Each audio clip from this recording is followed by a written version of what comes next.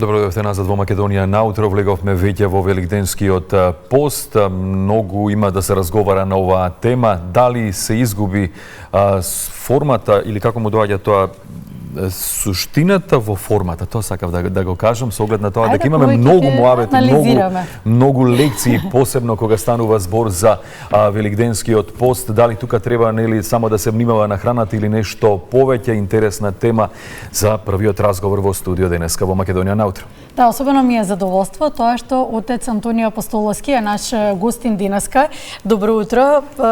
Вие сте од помладата генерација, но сепак ги знаете, ги следите, на вас се пренесени традицијата, обичаите, суштината и се она што треба да се почитува во македонската традиција, но сепак и го сте ставени на предизвикот на помладото и население, модерно време, така што верувам дека денеска ќе направиме една таква анализа. Суштината и целта на Великденскиот пост во православната традиција. Што вели, што е запишано? Суштината на постот е многу длабока и многу значајна за нас православните христијани. Треба да разбереме дека постот е еден вид на оружје за борба против нечестивиот, против демоните. Постот е оружје кое што ни го оставил нашиот Спасител Господ Исус Христос. Впрочем и тој самиот ни дал пример како да постиме, бидејќи пред да се крсти во реката Јордан, тој 40 дена и 40 ноќи постеше.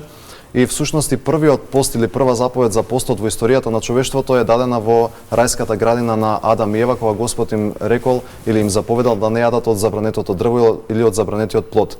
И токму од тој момент па се до денес ние на некој начин имаме еден вид на заповед од Бога за постење или за воздржување. Постот е воздржание, постот е тренинг духовен, постот е нешто што треба да го практикуваме со цел да се очистиме и телесно и духовно. Како што човекот е составен од тело и од душа, така и постот има двостран карактер, односно тој има две природи, и телесна и духовна. Ние често пати даваме акцент само на телесното, односно на храната и она што ќе го јадеме во текот на денот, а забораваме на духовниот карактер на постот. И затоа често пати нагласуваме дека постот не е само диета, постот не е нешто еден вид на помодарство или нешто модерно, нешто што сега секој го практикува, па јас треба да го практикувам, туку едноставно постот ни е даден како еден вид на начин на кој што можеме да се очистиме. И душата и телото да ги очистиме, и телесно и духовно, односно од гревовите, од лошите помисли, од лошите постапки, едноставно да напредуваме духовно. А како ќе го направиме тоа ако не со пост и молитва? Затоа и Господ Исус Христос во една ситуација, неговите апостоли кога не можеле да изгонат нечист дух од еден човек, кога се вратили и го прашале зошто ние не можевме да го направиме тоа, тој им рекол овој род се истерува само со пост и молитва. Значи тоа се две значајни оружја кои што ние ги имаме како православни христијани и затоа секогаш одат едно со друго. Постот и молитва секогаш се соединети и споени. Веројатно молитвата е тој дел од тоа физичко воздржување, молитвата му доаѓа како духовното. Значи тука во комбинација тие два елемента се она вистински великденски или било како така. И затоа кога зборуваме за Великденскиот пост, тој е најголем, најтежок и најзначаен на некој начин во текот на годината, бидејќи имаме 4 поголеми пости, повеќедневни пости во годината: Богородичниот, Петровденскиот или Апостолскиот, Божикниот и Великденскиот. Овој пост е најтежок и најдолго трае и е во чест на Воскресението Христово, и ние треба духовно добро да се подготвиме за тој празник што ни предстои, бидејќи го славиме Воскресението на Господ Исус Христос, и токму поради тоа ни е даден овој пост кој што трае 48 дена и навистина и телесно и духовно да можеме да се подготвиме за она што ни предстои. Отец Антонио, што значи вистинско покаяние и како верникот да препознае дека неговото покаяние е искрено? Вистинско покаяние е нешто што доаѓа од дното на душата. Значи човек едноставно треба некогаш во животот да застане, да се замисли што прави во животот, што прави со себе си и какви дела остава зад себе. Затоа што ние често пати во ова темпо или ритам на живење во денешно време често пати некаде брзаме, постојано сме со обврски, окупирани сме со секакви работи, тука ни се интернетот и се друго што не обкружува, и на некој начин често пати забораваме на духовното. Затоа и реков, треба да се замислиме некогаш што правиме и како правиме. Еве, ова е време на такво размислување. Токму постот ни е даден, затоа и напоменав дека е споен со молитвата, а пак тука се раѓа и покаянието. Ако ние ги насочиме нашите мисли кон постот, кон молитвата, одиме на богослужбите кои што во овој велиденски пост се специфични, се служат токму во овие денови во годината, ги нема во другиот период од календарската година, ние ќе се задлабочиме во сите тие текстови, во сите тие песни кои што се пеат и читаат на богослужбите, и сите тие се на некој начин покајнички. Во сите тие се е проткаено покаянието, затоа што човекот ако не се очистува преку покаянието, тогаш и нема друг начин како да очисти својата душа. Ние со крштението, кога стануваме членови на црквата, сме добиле на некој начин простување од првородниот грев и од сите гревови што претходно човекот ги правил во животот. Меѓутоа, понатаму бидејќи веќе крштението не се повторува, ни е дадено покаянието од Бога како еден вид на средство со кое што ние можеме да се очистиме. И затоа човекот кога веќе влегува во постот, тој пости, се моли, оди на богослужби и се кае за своите прегрешенија, соодветно и да се исповеда кај свештено лице, за да му се прочита разрешителна молитва по која нели Господ ќе му ги прости гревовите и може потоа да се причести со телото и крвта Христови на богослужба. Можеме ли со постот да се справиме со чувството на вина, со духовна слабост или како да се справиме со овие две ситуации? Секако дека можеме, затоа што, како што реков и претходно, ако присуствуваме особено на богослужбите, сите тие текстови кои што ги има во црковните песни се многу соодветни за овој период во кој што сега се наоѓаме.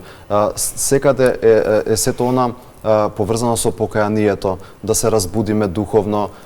Во еден од тие стихови вели душо моја стани зошто спиеш и така натаму, значи едноставно ако се задлабочиме во размислувањето на тие текстови нели што ги пишувале наодамна светите отци, можеме да сфатиме дека ние веројатно забораваме во секојдневието нели што со себе правиме, дали доволно сме се покајале, дали чекориме по заповедите Божи, затоа што честопати можеби забораваме за некои дела што сме ги направиле во минатото, меѓутоа ако духовно се разбудиме, тогаш веројатно ќе се пробуди кај нас и она покаяние и сето она што нели не секојдневниот живот го правиме, и на тој начин можеме да соочиме веројатно да се соочиме со самите себеси и да се огледаме дали навистина ние чекориме по заповедите Божи онака како што треба како христијани, или пак само едноставно на хартија сме христијани, сме се крстиле некогаш и ништо друго не практикуваме во животот. Дали правиме добри дела во секојдневието, дали сме кажале некому добар збор, дали одиме на богослужби, дали се причестуваме, дали ги практикуваме оние заповеди кои што Господ Исус Христос ни ги оставил, дали шириме љубов помеѓу себе си. Значи сето тоа се некои работи кои што нас не одликуваат како христијани. Ако ги практикуваме, тогаш веројатно ќе сфатиме дека сме вистински следбеници Христови. Отец Антонио, како да изградиме редовна молитвена дисциплина во секојдневието? И како да изградиме и која реченица би била најсоодветна? Би изградиле веројатно со тренинг, духовен тренинг. Ако сакаме да го направиме, значи едноставно ако сакаме во животот да напредуваме во нешто, еве на пример, ќе дадам едноставен пример со одење во теретана. Ние започнуваме таму со кревање на нешто полесно, па потоа одиме кон потешко и така натаму, или пак напредуваме во вежбите и слично. Така и со духовноста.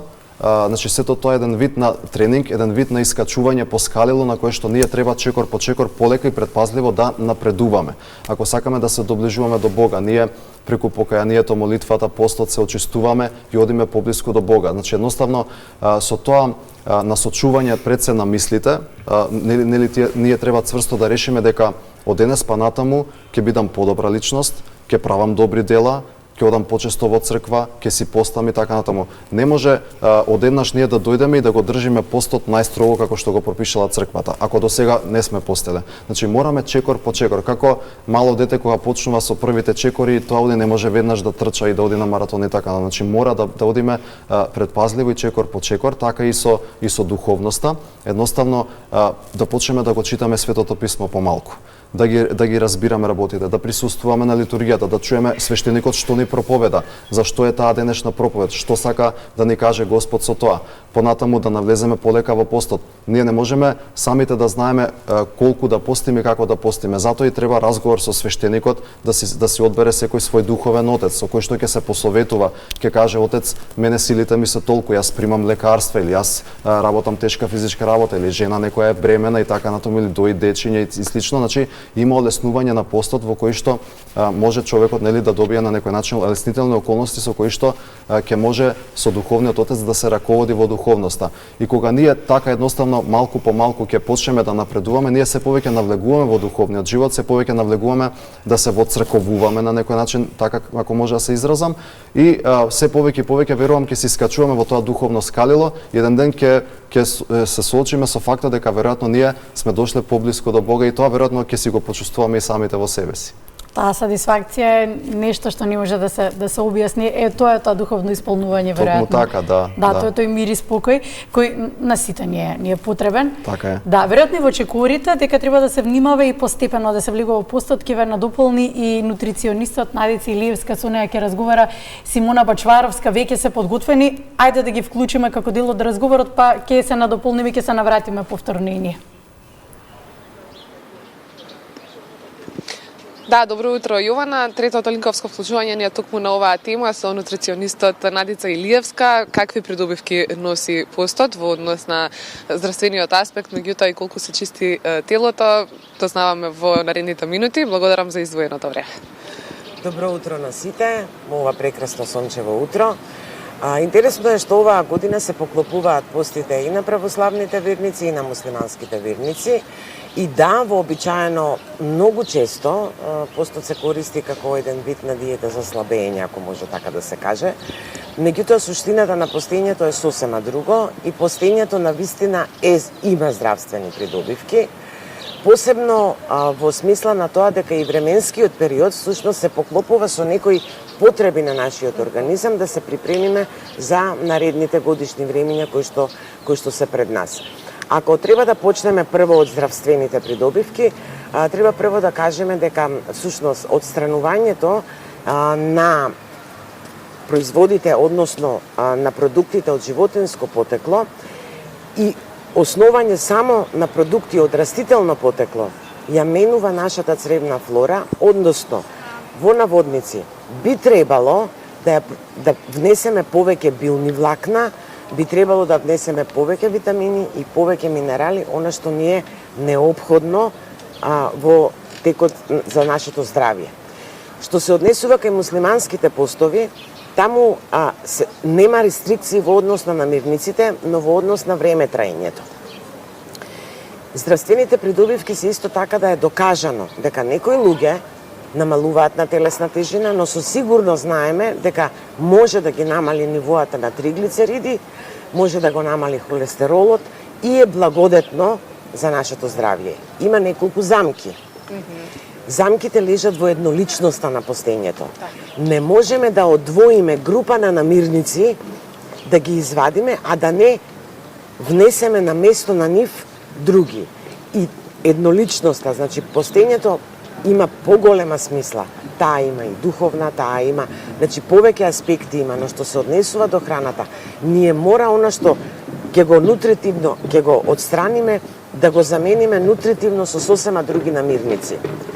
Замките во православните постови се да внимаваме на внесот на Б витамини, односно на B12, потоа Д витаминот, посебно оние кои што многу долго време се без масло, треба да имаат на ум дека витамините растворливи во масло многу потешко ќе бидат усвоени и добиени од исхраната и најчестата грешка е во комбинацијата на растителните протеини, потребни се специфични комбинации за да ги добиеме комплетните протеини. Кај муслиманските постови пак треба да се има на ум дека нашиот метаболизам не е предодреден да дигестира храна ноќе, што значи дека не треба да се претерува со тешки масни јадења и препорака е, гледам во пракса и околу мене, препорака е да се прескокнува по јадокот.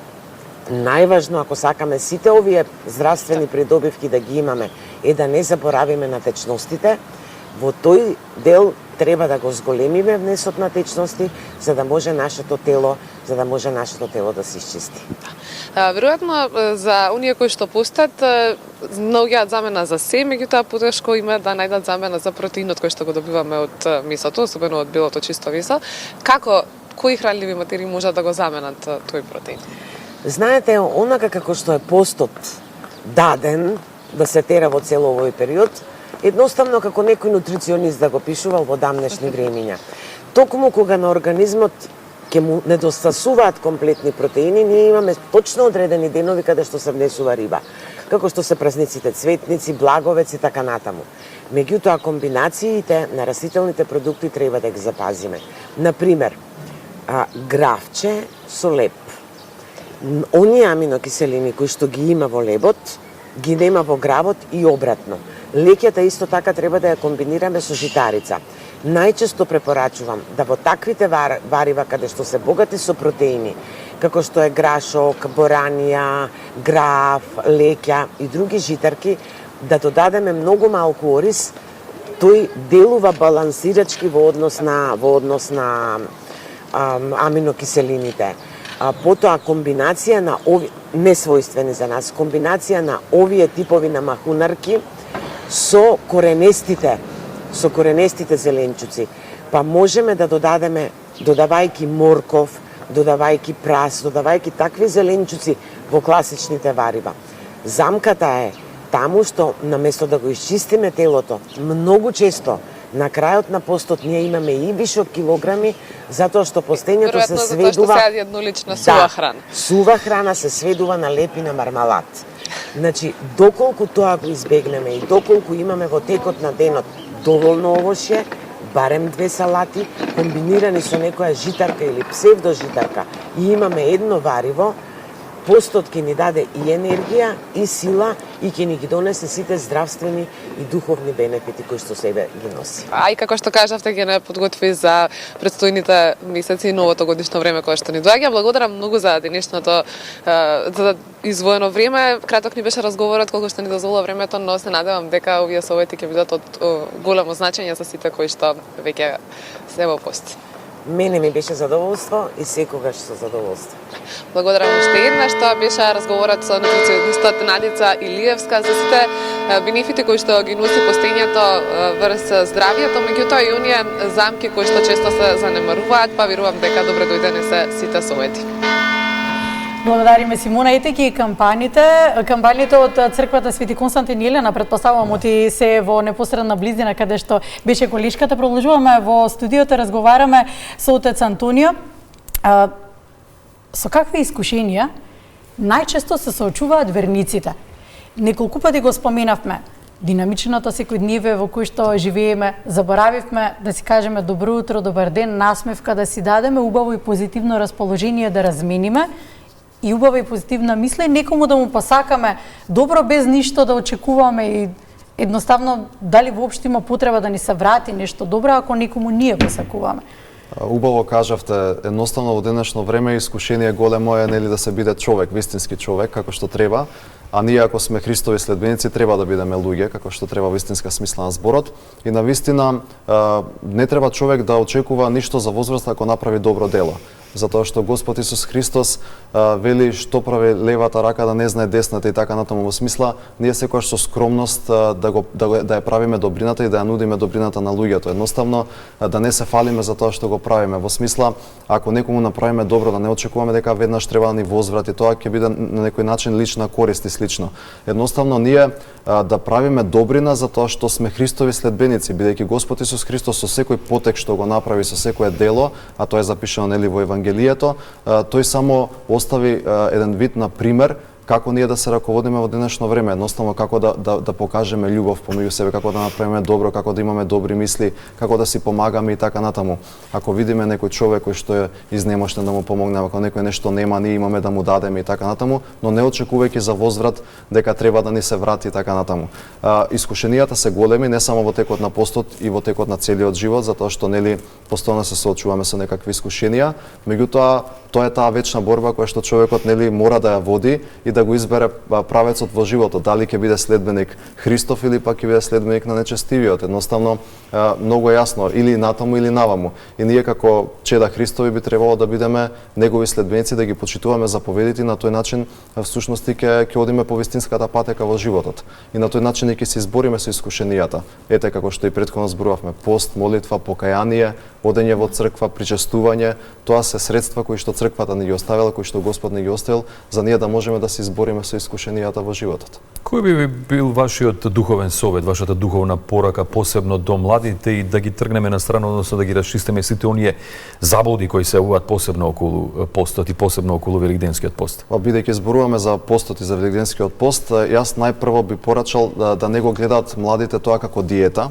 како начин да се симне некој килограм, како начин да се изгледат поубаво и така натаму, туку едноставно да го гледаме како начин да ја разубавиме нашата душа, а не телото. Едноставно да одиме во црква, да се покајаме за нашите гревови, да постиме не само со телото, туку и со духот. Односно едноставно да постиме заради тоа дека ќе се доближиме поблиску до Бога. Да не постиме само со храната и да не гледаме постојано некои рецепти постни, што да направам денес, што да сготвам и така натаму, туку тоа да си дојде природно само по себе. Да јадеме оноку што ни е потребно, бидејќи храната, односно јадењето е нели и самиот пост е воздржание, умерено, да бидеме умерени во се. Не само во храната, туку и во алкохолот, туку и во односот кон другите, во лошите помисли, во лошите дела, во гревовите, затоа што ако ние не јадеме месо, а го јадеме братот или сестрата што е до нас, тогаш што сме постигнале во животот? Господ не ни вели воздржувајте се од храна, а правете глупости, правете гревови и така натаму, туку едноставно да очистиме душата, за да очистиме душата знаеме што треба. Да се воздржуваме од гревови, да правиме добри дела, да шириме љубов помеѓу себе си.